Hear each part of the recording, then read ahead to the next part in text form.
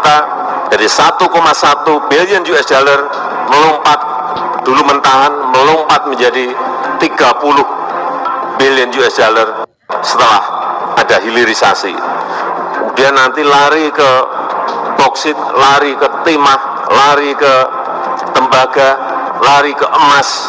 Kalau ini betul-betul secara konsisten kita kerjakan, jadilah kita negara maju. Akan dilakukan bertahap, ya. Tapi kan pasti maksudnya, ya, proses hilirisasi ini harus berjalan sampai di mana kita bisa menghasilkan produk akhir yang punya nilai tambah tinggi. Nah, itu kan bisa menciptakan banyak tenaga kerja. Jadi kami ini Indonesia kita ya ada dalam posisi kira-kira antara 10 sampai 12 dari penghasil emas dunia.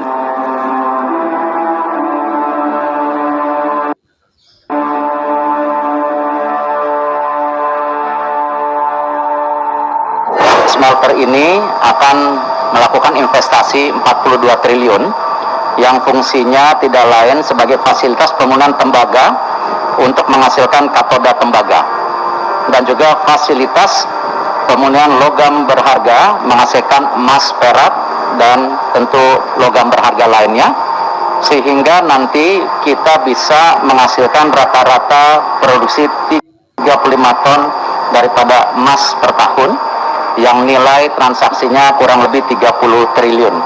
Intinya kalau kita bicara hilirisasi memang harus dilihat masing-masing mineral secara spesifik.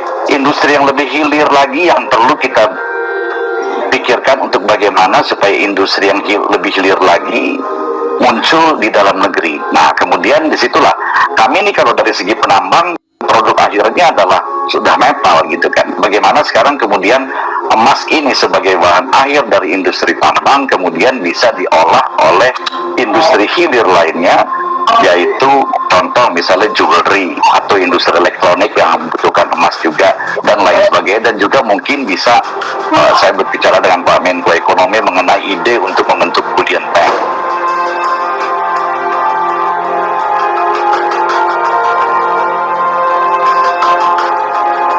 Rasanya aneh melihat bukan Indonesia sebagai pusat perdagangan emas Asia Tenggara, melainkan negara kecil Singapura.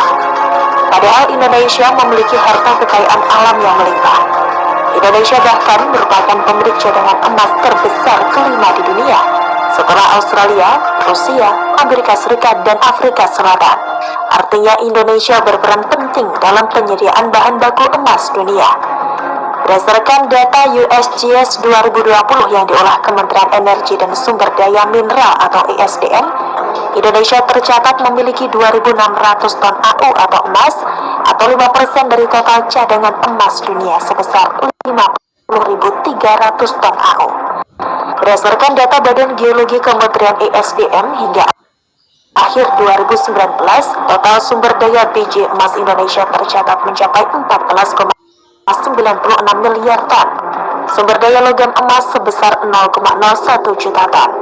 Sedangkan cadangan biji emas Indonesia tercatat mencapai 3,57 miliar ton dan cadangan logam 0,005 juta ton. Meskipun seperti itu, Indonesia mengimpor emas dari Singapura. Pada periode Januari hingga Oktober 2022, jumlah impor emas Indonesia dari Singapura mencapai 624,07 juta dolar Amerika Serikat atau nyaris 10 triliun rupiah. Menteri Koordinator Bidang Perekonomian Erlangga Hartarto mengatakan bahwa kebanyakan emas Indonesia dikirim ke Singapura, kemudian dikirim lagi ke Indonesia, sehingga hampir seluruh industri emas biayanya adalah tolling fee. Artinya emas yang diimpor oleh Indonesia sebenarnya emas hasil alam di bumi pertiwi. Untuk itulah Jokowi ngotot melarang ekspor komoditas emas. Jokowi ingin dilakukan hilirisasi agar komoditas tersebut memiliki nilai tambah. Ini dibuktikan dengan dibangunnya smelter PT Freeport Indonesia di kawasan ekonomi khusus atau KEK Gresik, Jawa Timur pada akhir 2022 lalu. Selain untuk menghasilkan katoda tembaga, smelter ini juga akan digunakan sebagai fasilitas pemurnian logam berharga yang menghasilkan emas, perak, dan logam berharga lainnya. Smelter ini nantinya akan menghasilkan rata-rata produksi 35 ton emas per tahun, yang nilai transaksinya diperkirakan mencapai 30 triliun rupiah. Di sisi lain, mengapa Indonesia masih kalah dari Singapura adalah karena Indonesia tidak memiliki bank emas untuk menyimpan cadangan emas. Apalagi negara tetangga memiliki kebijakan bebas pajak sehingga sangat menguntungkan investor. Saat ini emas yang dijual ke luar negeri sudah berupa logam dengan kadar 99,99%. Namun demikian, memang harus ada industri lanjutan yang mengolah emas batangan menjadi produk yang lebih hilir lagi. Pasalnya emas batangan bisa diolah lagi di dalam negeri menjadi perhiasan ataupun untuk industri elektronik. Karena itu pula lah pemerintah terus menggodok peraturan tentang bank emas atau bullion bank untuk menyaingi Singapura. Diproyeksikan potensi nilai emas PT Freeport Indonesia atau PT FI yang disimpan di bank emas atau bullion bank dapat menyentuh di kisaran 3,3 miliar dolar Amerika Serikat atau setara dengan 49,1 triliun rupiah. Angka itu didapat mengacu pada potensi produksi emas dari smelter anyar milik PT FI di kawasan ekonomi khusus atau KEK Gresik, Jawa Timur. Adapun smelter itu diproyeksikan dapat memproduksi 35 ton hingga 60 ton emas setiap tahunnya. Dengan adanya bullion bank, maka ini bisa masuk simpanan bank dan hitungannya bukan ton. Kalau bicara 50 ton itu ekuivalen dengan 3,3 miliar dolar Amerika Serikat, maka itu adalah sebuah jumlah yang besar untuk neraca perbankan. Dengan demikian, dia berharap kemajuan proyek smelter PT FI itu dapat mengamankan seluruh rantai produksi hulu hingga hilir konsentrat tembaga di dalam negeri nantinya.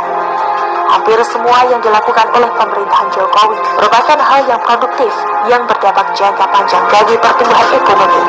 Oleh sebab itu, tidak kaget jika iklim investasi di Indonesia naik peringkat menjadi layak investasi dan melihat berbagai fakta yang ada. Menjadi tidak heran jika sebagian besar masyarakat Indonesia merasa puas terhadap Jokowi.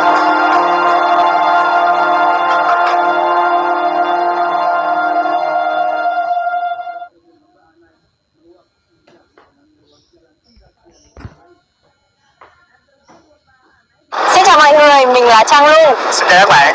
Và hôm nay thì chúng mình sẽ